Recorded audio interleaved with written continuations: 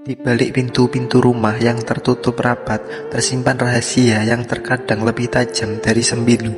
Pernikahan yang semula diniatkan sebagai dermaga ketenangan, tak jarang berubah menjadi lautan penuh karang. Akibat retakan-retakan kecil yang dibiarkan menganga, kita sering berbicara tentang kasih sayang, namun jarang berani membedah tentang batasan yang terlanggar. Ada sebuah garis tipis yang memisahkan antara kekhilafan manusiawi dengan pengkhianatan terhadap komitmen suci. Seorang istri adalah detak jantung dari sebuah keluarga.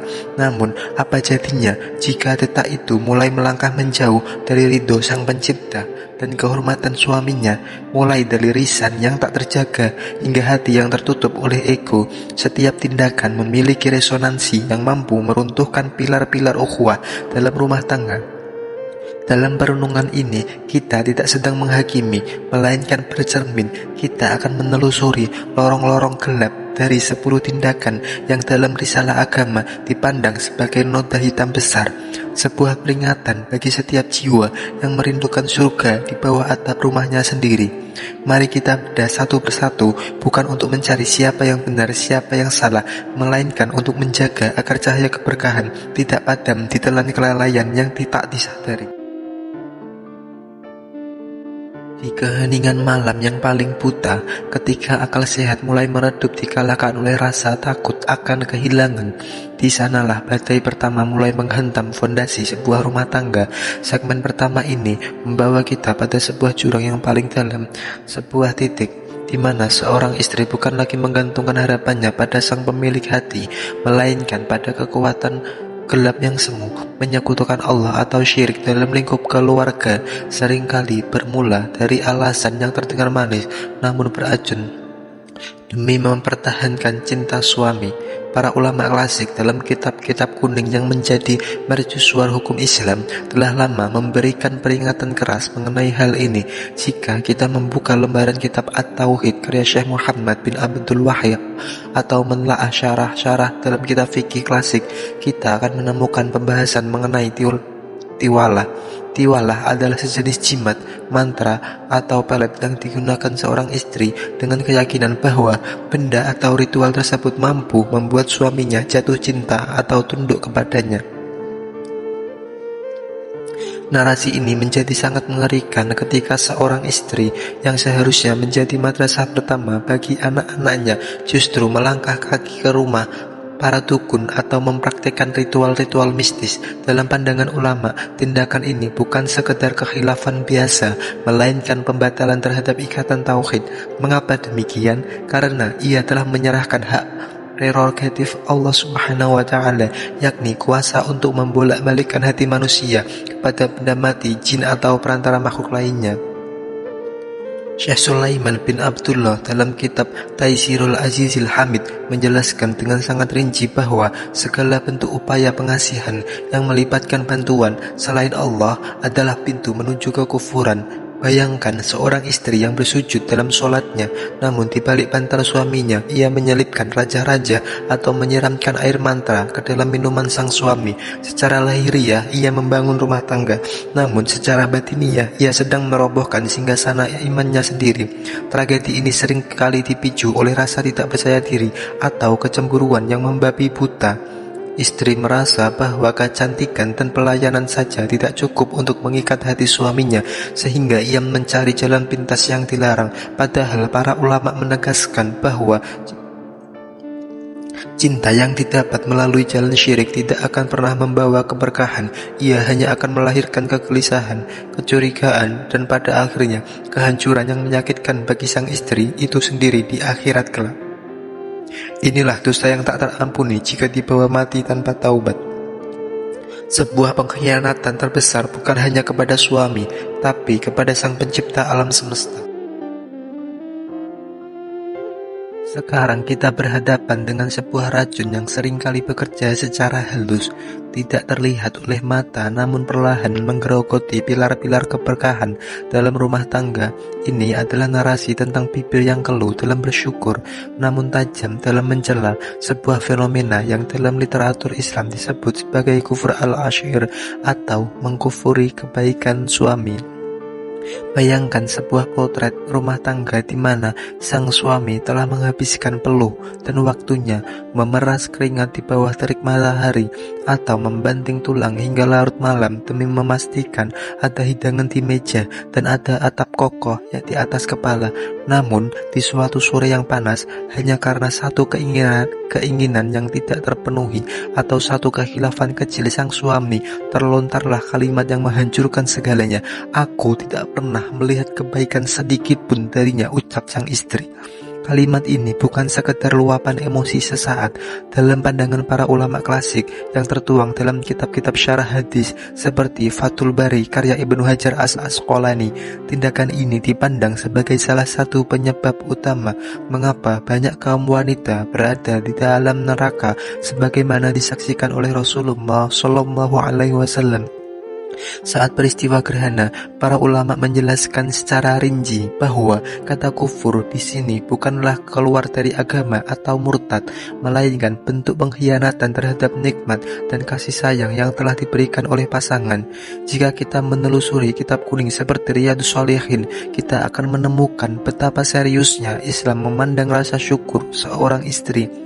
Ulama menekankan bahwa ridha Allah terletak pada ridho suami selama dalam koridor syariat.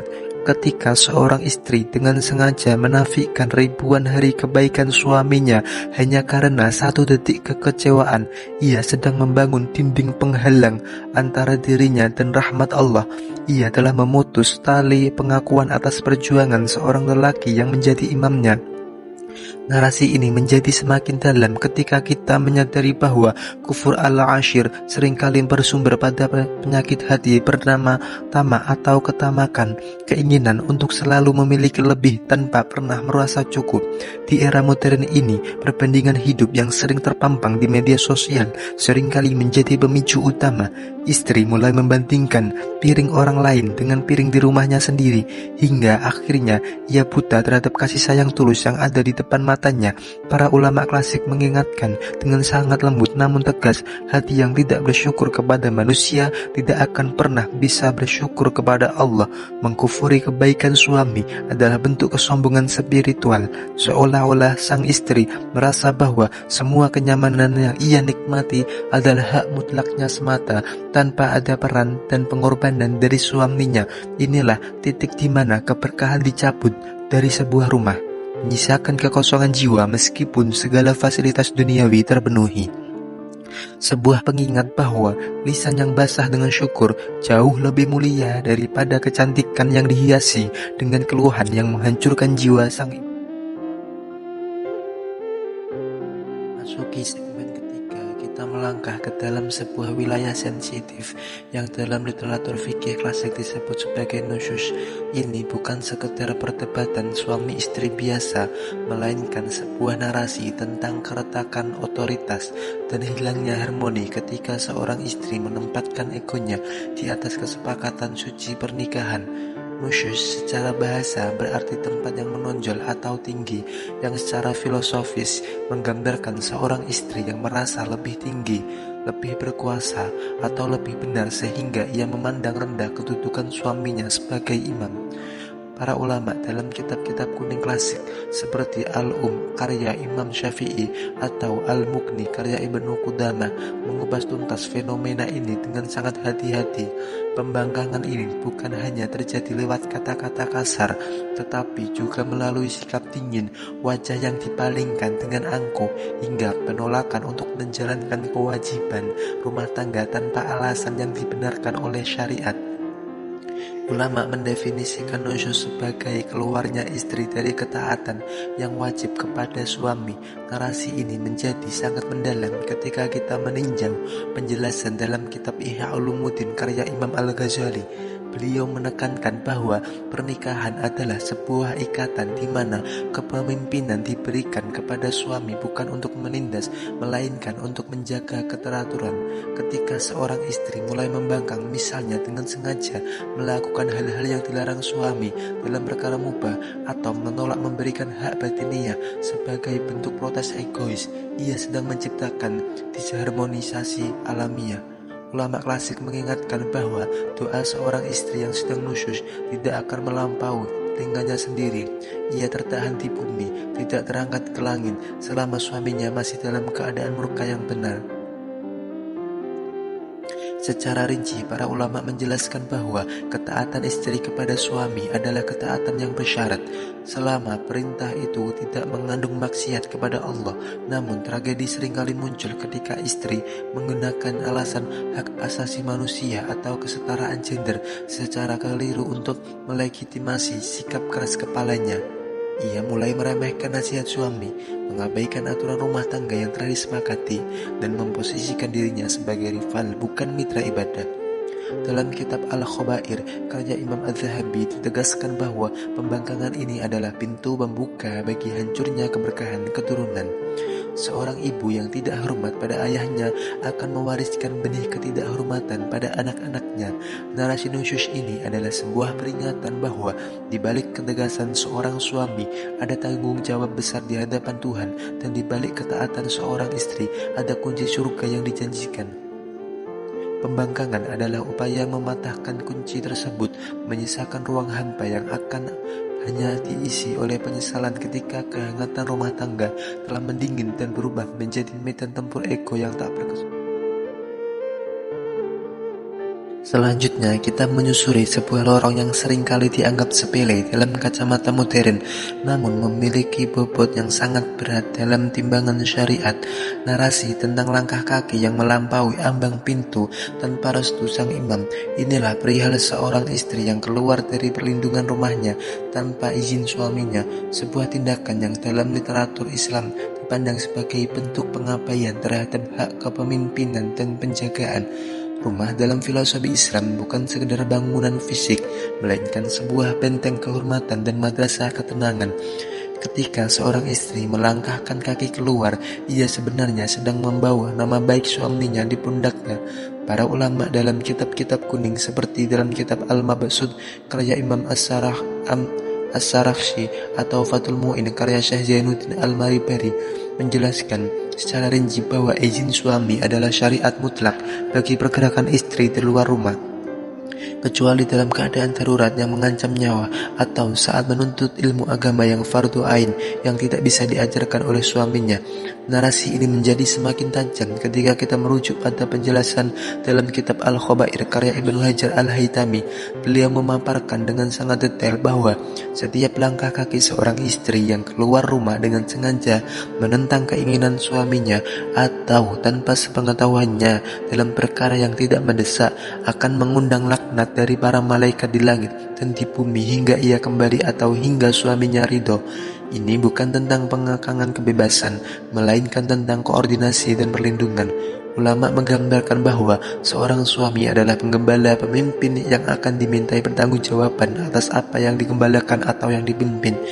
Bagaimana mungkin seorang pemimpin bisa bertanggung jawab jika yang dipimpinnya pergi tanpa arah dan tanpa lapor? Secara psikologis, tindakan keluar rumah tanpa izin mencerminkan sikap meremehkan eksistensi suami sebagai kepala keluarga. Hal ini seringkali dipicu oleh rasa mandiri yang kebablasan atau keinginan untuk lari dari tanggung jawab domestik demi kesenangan sesaat. Tragedi dari segmen ini adalah munculnya fitnah ketika seorang istri berada di luar tanpa koordinasi dengan suaminya. Ia berada dalam posisi yang rentan terhadap pandangan dan gangguan, sementara suaminya berada dalam ketidaktahuan yang menyakitkan. Inilah mengapa dalam kitab-kitab akhlak, para ulama berpesan bahwa rumah adalah kerajaan bagi seorang istri. Keluar darinya tanpa izin bagikan seorang prajurit yang meninggalkan pos jaganya tanpa perintah, yang pada akhirnya hanya akan meruntuhkan pertahanan, keharmonisasian, dan mengundang masuknya keraguan serta kecurigaan ke dalam hati sang suami. Sekarang kita menyentuh relung yang paling privat, namun paling krusial dalam arsitektur rumah tangga. Ini adalah narasi tentang pengabaian hak biologis, sebuah penolakan yang terjadi di balik selimut, di mana keintiman seharusnya menjadi perekat jiwa, namun justru berubah menjadi senjata untuk melukai. Dalam literatur Islam, tindakan seorang istri yang menolak keajakan suaminya ke tempat tidur tanpa alasan yang dibenarkan oleh syar'i adalah sebuah pelanggaran yang memiliki resonansi hingga ke langit. Para ulama dalam kitab-kitab hukum pernikahan dan atau dalam syarah-syarah hadis seperti Sahih Bukhari dan Muslim membedah masalah ini dengan sangat serius. Mengapa? Karena salah satu tujuan agung pernikahan adalah i'faf, yaitu menjaga kesucian diri dan menundukkan pandangan. Ketika seorang suami mengajak istrinya, ia sedang mencari perlindungan dari fitnah dunia di luar sana, dan istri adalah benteng terakhir tempat ia melabuhkan syahwatnya secara halal. Hal ini menjadi sangat menggetarkan ketika kita merujuk pada hadis yang sering dikutip dalam kitab Riyadhus Shalihin karya Imam Nawawi. Beliau menjelaskan bahwa jika seorang suami mengajak istrinya ke tempat tidur, lalu sang istri menolak sehingga suaminya bermalam dalam keadaan marah, maka para malaikat melaknat istri tersebut hingga pagi hari. Penjelasan rinci para ulama dalam kitab Fathul Bari menegaskan bahwa laknat ini bukan sekedar ancaman kosong, melainkan cerminan dari betapa besarnya dampak psikologis dan sosial yang ditimbulkan. Suami yang tertolak secara batiniah seringkali menjadi rapuh, mudah marah atau bahkan tergoda untuk mencari pelampiasan di jalan yang haram. Secara psikologis, para ulama akhlak menggambarkan bahwa penolakan di tempat tidur adalah bentuk penolakan terhadap eksistensi kejantanan dan harga diri seorang suami. Ini adalah luka yang tidak berdarah namun sangat mendalam. Dalam narasi ini kita diingatkan bahwa tempat tidur bukan sekedar tempat beristirahat, melainkan altar di mana dua jiwa menyatu untuk saling menjaga dari api neraka. Tragedi dari segmen ini adalah ketika istri merasa bahwa tubuhnya adalah milik pribadinya secara mutlak, sehingga ia merasa berhak untuk memberi atau menahan sesuka hati sebagai alat tawar-menawar politik domestik dalam rumah tangga. Padahal dalam akad nikah telah terjadi penyerahan hak yang saling mengikat. Menolak ajakan suami tanpa alasan syar'i adalah tindakan meruntuhkan benteng kesucian suami yang pada gilirannya akan mengundang ketidakharmonisan, hilangnya kasih sayang atau mawaddah, dan menutup pintu-pintu rahmat yang seharusnya mengalir di setiap tetes keringat ibadah. Selanjutnya, kita melangkah ke dalam konsep amanah yang paling fundamental dalam sebuah kemitraan suci. Ini adalah narasi tentang pengkhianatan halus namun mematikan, kegagalan seorang istri dalam menjaga kehormatan diri dan harta benda suaminya.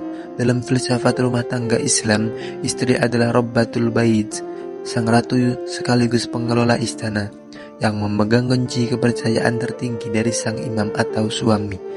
Para ulama dalam kitab-kitab akhlak dan fikih seperti Ihya Ulumuddin karya Imam Al-Ghazali dan Al-Adab Al-Mufrad karya Imam Bukhari membedah aspek ini dengan sangat mendalam.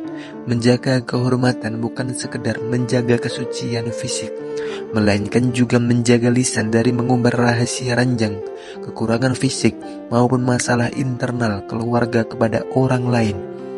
Ulama menegaskan bahwa seorang istri yang membicarakan aib suaminya kepada tetangga atau di media sosial bagaikan seseorang yang menelanjangi pakaiannya sendiri di depan umum. Secara rinci dalam kitab Al-Khabair karya Imam Az-Zahabi dijelaskan bahwa salah satu bentuk pelanggaran kehormatan yang sangat berat adalah memasukkan orang yang tidak disukai atau tidak diizinkan oleh suami ke dalam rumah.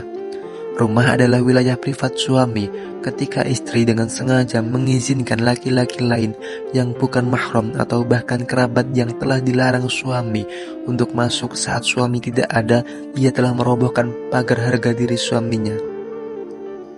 Hal ini menjadi menyedihkan ketika seorang istri merasa bahwa harta suami adalah hartaku, tapi hartaku adalah hartaku saja secara ekstrim, sehingga ia merasa berhak menghambur-hamburkannya demi gengsi sosial atau gaya hidup mewah yang mencekik leher suaminya sendiri. Ulama mengingatkan bahwa setiap rupiah yang dikeluarkan istri dari kantong suaminya akan dimintai pertanggungjawaban. Jika dikeluarkan dengan ridho suami, ia mendapat pahala. Jika dikeluarkan dengan khianat dan tanpa ridho suami, ia memikul dosa. Tragedi dari segmen ini adalah hilangnya rasa tata kelola yang bijak atau tasyaruf. Seorang istri yang tidak amanah terhadap harta dan kehormatan suaminya secara perlahan akan kehilangan wibawa di mata suaminya sendiri. Kepercayaan yang runtuh di titik ini seringkali menjadi awal dari kecurigaan yang permanen. Tanpa penjagaan terhadap apa yang ditinggalkan suami di rumah, pondasi rumah tangga itu ibarat bangunan megah yang pondasinya telah digerogoti rayap, tampak kokoh dari luar namun rapuh dan siap runtuh saat badai ujian datang. Memasuki segmen selanjutnya, segmen ketujuh, kita masuk ke dalam pusaran materi dan ambisi yang seringkali menjadi jerat bagi ketenangan batin sebuah keluarga. Ini adalah narasi tentang tuntunan yang melampaui batas, sebuah kondisi di mana seorang istri memaksakan kehendak agar sang suami memenuhi gaya hidup di luar jangkauan kantongnya. Dalam literatur Islam, tindakan ini bukan sekedar masalah ekonomi, melainkan cerminan dari penyakit hati yang disebut ketamakan dan kurangnya sifat merasa cukup atau qanaah. Para ulama membedah fenomena ini dengan sangat tajam. Mereka menggambarkan betapa berbahayanya seorang istri yang terus-menerus membandingkan dapur rumahnya dengan kemewahan tetangga atau apa yang ia lihat di luar sana. Ulama menekankan bahwa kewajiban suami adalah memberikan nafkah bil ma'ruf, yaitu nafkah yang baik, pantas, dan sesuai dengan kemampuannya, bukan sesuai dengan segala keinginan tanpa batas sang istri. Secara rinci, dalam kitab Al-Khabair karya Imam Az-Zahabi dijelaskan bahwa menuntut nafkah yang berlebihan hingga menyiksa batin suami adalah pintu masuk bagi berbagai maksiat lainnya. Mengapa demikian? Karena seorang suami yang merasa terdesak oleh tuntutan istrinya yang tak kunjung usai seringkali kehilangan arah. Ia mungkin akan terjerumus ke dalam lubang riba, melakukan penipuan, atau bahkan korupsi demi membungkam keluhan istrinya di meja makan. Dalam hal ini, istri bukan lagi menjadi pendamping yang menenangkan, melainkan cambuk yang mendorong suaminya menuju jurang neraka. Narasi ini menjadi semakin dalam ketika kita menelaah penjelasan ulama mengenai ayat "Hendaklah orang yang mampu memberi nafkah menurut kemampuannya" dalam Quran Surat At-Talaq ayat 7. Ulama seperti Ibnu Katsir menjelaskan bahwa Allah Subhanahu wa Ta'ala tidak membebani seorang melainkan sesuai dengan apa yang diberikannya. Maka seorang istri yang memaksa suaminya bekerja melampaui batas kewajaran atau meminta barang-barang mewah saat kondisi keuangan sedang sempit dianggap telah melakukan kezaliman terhadap suaminya. Secara psikologis, tuntutan yang tak masuk akal ini meruntuhkan harga diri seorang laki-laki sebagai pelindungnya. Ia merasa gagal, dan merasa gagal itu perlahan berubah menjadi kebencian. Inilah mengapa para wanita salafus soleh di masa lalu selalu berpesan kepada suaminya saat hendak berangkat kerja. Wahai suamiku, bertakwalah kepada Allah dalam mencari rezeki. Kami sanggup menahan lapar, namun kami tidak sanggup menahan panasnya api neraka akibat nafkah yang haram. Sebuah kontras yang tajam dengan narasi istri yang menjadi api bagi ambisi dunianya sendiri, yang pada akhirnya membakar kedamaian rumah tangganya tanpa sisa. Sekarang kita menyentuh sebuah guncangan yang mampu menggetarkan narasi tentang lisan yang begitu mudah mengucap kata perpisahan. Ini adalah fenomena seorang istri yang dengan ringan meminta cerai atau menuntut perceraian tanpa adanya alasan syar'i yang mendesak. Dalam arsitektur rumah tangga, kata cerai seharusnya menjadi pintu darurat terakhir yang hanya dibuka saat nyawa atau agama terancam. Namun dalam segmen ini, ia justru dijadikan senjata dalam setiap pertikaian kecil. Para ulama dalam kitab-kitab hukum pernikahan seperti Al-Mughni atau Subulus Salam karya Imam As-San'ani membedah masalah ini dengan nada yang sangat serius. Dasar utama dari narasi ini adalah sebuah hadis yang sangat masyhur di mana Rasulullah Shallallahu Alaihi Wasallam bersabda bahwa wanita manapun yang meminta cerai kepada suaminya tanpa alasan yang jelas atau tanpa adanya ba'sun atau kesempitan yang mengharuskannya, maka haram baginya mencium bau surga. Secara rinci, para ulama dalam kitab Fathul Bari menjelaskan bahwa alasan yang sah itu meliputi hal-hal yang sangat spesifik seperti suami yang meninggalkan sholat dan tidak mau bertaubat, suami yang melakukan kekerasan fisik yang membahayakan, suami yang tidak memberikan nafkah lahir maupun batin dalam waktu yang lama, atau adanya cacat moral dan cacat fisik. yang membuat istri benar-benar tidak sanggup lagi hidup bersama karena takut melanggar batasan-batasan Allah. Di luar itu, jika istri meminta cerai hanya karena bosan, hanya karena melihat pria lain yang lebih menarik, atau hanya karena suami tidak bisa menuruti gaya hidupnya, maka ia telah melakukan dosa besar. Tragedi dari segmen ke-8 ini adalah hilangnya keberkahan dalam lisan. Kata-kata adalah doa, dan ketika lisan seorang istri terbiasa dengan diksi perpisahan, maka rahmat Allah akan menjauh. Ulama mengingatkan bahwa setan paling bangga ketika berhasil memisahkan pasangan suami istri. Dengan meminta cerai tanpa alasan yang hak, istri tersebut secara tidak sadar sedang menjadi tangan kanan dari iblis dalam merobohkan singgasana kebahagiaan yang telah dibangun bertahun-tahun. Inilah sebuah kesia-siaan yang berujung pada penyesalan panjang, di mana pintu surga tertutup rapat bagi jiwa-jiwa yang menganggap remeh ikatan suci yang telah Allah bersabda. Sekarang kita akan membedah sebuah ironi yang seringkali menjadi duri dalam sekam di tengah kehidupan modern. Narasi tentang keindahan yang salah alamat. Ini adalah perihal seorang istri yang tampil kusam, beraroma dapur, dan tidak mempedulikan penampilan dan kebersihan saat berada di sisi suaminya, namun berubah menjadi sosok yang sangat memesona, harum, dan berhias rapi ketika hendak melangkah keluar rumah atau bertemu dengan orang lain. Dalam literatur Islam, fenomena ini disebut sebagai bentuk pengabaian terhadap hak pandangan mata, hakul basar, yang sang suami. Para ulama dalam kitab-kitab akhlak dan bimbingan rumah tangga seperti Ihya Ulumuddin karya Imam Al-Ghazali menekankan bahwa salah satu kewajiban utama seorang istri adalah menjadi penyejuk mata atau qurrata a'yun bagi suaminya. Al-Ghazali menjelaskan secara rinci bahwa ketika seorang suami pulang ke rumah dalam keadaan penat setelah menghadapi fitnah dunia di luar sana, ia seharusnya disambut oleh keindahan dan keharuman istrinya untuk menjaga kesucian hatinya. Secara lebih tajam dalam kitab Az-Zawajir Al-I'tiraf Al-Khabair, Ibnu Hajar Al-Haytami membahas tentang tabarruj, yaitu memamerkan perhiasan dan kecantikan kepada mereka yang bukan mahram. Narasi ini menjadi sangat kontras ketika seorang istri justru memberikan sisa-sisa penampilannya yang paling buruk untuk suaminya, sementara ia memberikan puncak kecantikannya untuk pandangan orang asing. Ulama memandang tindakan ini sebagai bentuk pengkhianatan terhadap tujuan pernikahan, yaitu menjaga kehormatan dan syahwat suami. Jika kita menilik kitab Uqudul Lajan karya Syekh Nawawi Al-Bantani, dijelaskan bahwa seorang istri yang dengan sengaja berdandan sangat cantik, memakai wewangian yang menyengat, dan mengenakan pakaian terbaiknya untuk keluar rumah tanpa tujuan ibadah, sementara di depan suaminya ia abai untuk melakukannya, maka setiap langkahnya di luar rumah diiringi oleh murka Allah Subhanahu wa Ta'ala.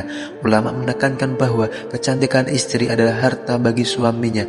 Menggunakannya untuk orang lain namun menahannya untuk suami adalah bentuk ketidakadilan moral. Tragedi ini adalah menghilangkan daya tarik batiniah dalam rumah tangga. Ketika rumah tidak lagi menjadi tempat di mana suami bisa memuaskan pandangannya dengan halal, maka rumah itu kehilangan fungsinya sebagai benteng Islami. Seorang istri yang cerdas dalam iman akan memahami bahwa dandanannya di dalam kamar adalah jihadnya, dan keharuman tubuhnya di hadapan suami adalah kunci yang mampu membuka pintu-pintu ridho suaminya, sekaligus pintu ridho dari Allah Subhanahu wa Ta'ala. Sekarang kita akan memasuki sebuah lubang di mana sebuah titik yang seringkali menjadi ujian paling berat dalam kedewasaan berumah tangga. Sebuah hal tentang dinding pemisah yang dibangun istri antara suaminya dan asal-usulnya. Ini adalah perihal seorang istri yang menyakiti hati mertua atau berusaha memutus tali bakti suaminya kepada keluarga besarnya. Dalam literatur Islam, tindakan ini bukan sekedar konflik antar wanita, melainkan sebuah upaya sistematis yang bisa menjerumuskan suami ke dalam dosa durhaka kepada orang tua. Para ulama klasik dalam kitab-kitab sosial dan akhlak seperti Al-Adab Al-Mufrad karya Imam Bukhari dan kitab Al-Khabair karya Imam Az-Zahabi memberikan penekanan yang sangat kuat pada hak orang tua yang tidak pernah gugur meskipun seorang anak laki-laki telah menikah.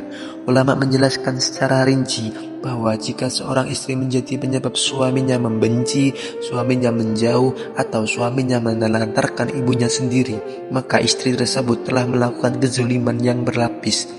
Ia tidak hanya menyakiti sesama manusia, tetapi juga sedang menghancurkan jembatan surga suaminya sendiri. Secara tajam dalam kitab Ihya Ulumuddin, Imam Al-Ghazali menjelaskan bahwa seorang istri yang solehah seharusnya menjadi pendukung utama bagi suaminya untuk berbakti kepada orang tua. Namun tragedi muncul ketika rasa cemburu atau ego membuat istri memandang mertua sebagai saingan dalam memperebutkan perhatian dan harta suami. Ulama menggambarkan istri seperti ini sebagai sosok yang egois, yang ingin memiliki suami secara utuh tanpa mempedulikan akar sejarah dan kasih sayang yang telah membesarkan suaminya selama puluhan tahun dari ibunya atau ayahnya sendiri. Tragedi dari segmen ini adalah lahirnya rumah tangga yang kering dari keberkahan. Rumah tangga yang kering dari keberkahan itu adalah rumah yang dibangun di atas air. Maka orang tua suami tidak akan pernah merasakan kedamaian sejati. Penyesalan biasanya datang terlambat ketika sang istri menyadari bahwa kelak ia pun akan menjadi mertua. Dan apa yang ia tanam kepada mertuanya hari ini adalah apa yang akan ia tuai dari menantunya di masa depan. Hal ini ditutup dengan sebuah peringatan lembut namun tegas bahwa cinta sejati seorang istri kepada suaminya dibuktikan dengan cara mencintai dan menghormati orang-orang yang paling dicintai oleh suaminya, terutama sebagai muara dari ke-10 narasi yang tajam dan mendalam. Kita tidak boleh berhenti pada rasa takut atau penghakiman. Islam adalah agama yang selalu membuka pintu kembali, sebuah jalan pulang yang disebut taubat nasuha. Berikut adalah langkah-langkah praktis dan spiritual untuk memulihkan kembali keberkahan rumah tangga. Pertama, mengakui dan menyesali di hadapan Allah. Langkah pertama bukan menghadap suami, melainkan menghadap Sang Pencipta. Sang istri harus mengakui bahwa tindakan tersebut seperti syirik, nusyush atau lisan yang tajam adalah sebuah kekhilafan besar. Tangisilah dosa tersebut di sepertiga malam, karena air mata taubat adalah pemadam api neraka. Kedua, meminta maaf dan ridho suami. Karena dosa-dosa dalam rumah tangga umumnya berkaitan dengan hakul adam, maka taubatnya tidak sah sebelum ada maaf dari yang bersangkutan. Carilah waktu yang tepat, akui secara spesifik, dan harus mencari ridho Allah dan ridho suaminya. Ketiga, memperbaiki lisan dan penampilan. Mulailah melakukan counter action atau tindakan balasan yang positif. Jika dulu sering mengeluh, sekarang basahi lisan dengan kalimat, terima kasih atas perjuanganmu wahai suamiku, aku cukup dengan apa yang kamu beri. Keempat, menjadi jembatan bakti bagi suami. Jadilah orang pertama yang mengingatkan suami untuk menelepon ibunya, mengirimkan hadiah untuk ibunya atas nama suami, atau mengajak suami mengunjungi orang tuanya. Kelima, memperdalam ilmu agama. Mulailah membaca kembali kitab-kitab akhlak ringan seperti Adabul Mar'ah atau mendengarkan kajian mengenai hak dan kewajiban suami istri. Keenam, bersedekah atas nama rumah tangga. Dalam banyak riwayat, sedekah dapat menolak bala dan menghapuskan murka Allah. Niatkan sedekah tersebut sebagai penghapus dosa-dosa lisan dan sikap yang pernah menyakiti hati suami. Rumah tangga yang bahagia bukanlah rumah tangga yang tanpa dosa, melainkan rumah tangga di mana penghuninya cepat menyadari kesalahan dan segera kembali ke jalan yang diridhai oleh Allah Subhanahu wa Ta'ala. Seorang istri yang bertaubat dan memperbaiki diri justru akan memiliki kedudukan yang sangat mulia, layaknya emas yang semakin murni setelah ditempa api ujian.